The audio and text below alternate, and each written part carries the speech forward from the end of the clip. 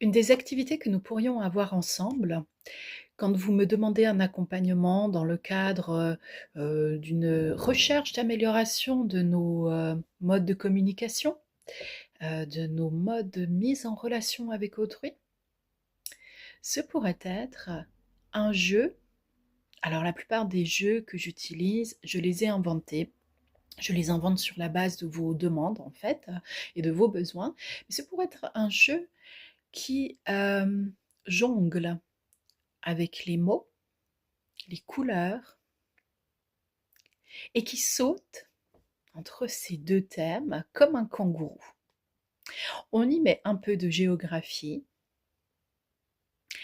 du sourire aussi, parce que c'est bien plus facile quand même dans la vie. Et je vous assure que pour l'avoir traversé, même quand on est dans la forte douleur, il y a toujours un bout de nos pensées qui savait qu'on savait sourire, et on peut aller contacter cette possibilité-là.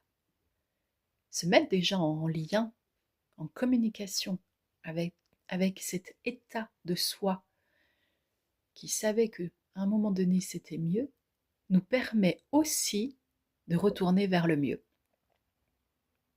Alors oui, avec nos pensées, avec nos phrases, avec nos mots, nous allons dépenser une énergie qui n'est pas folle, qui est bien maîtrisée, qui est bien équilibrée, qui provient de notre cœur, qui est un langage empathique.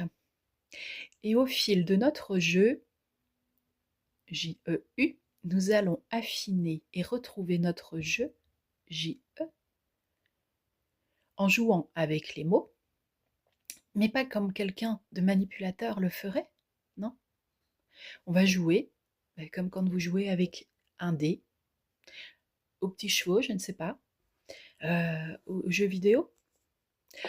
On va être dans un cadre où effectivement la ludopédagogie va pouvoir nous permettre de comprendre en un claquement de doigts et en un clignement d'œil, ce qui va être extrêmement rapide, je vous le promets, là où on bloquait depuis des années parfois peut-être.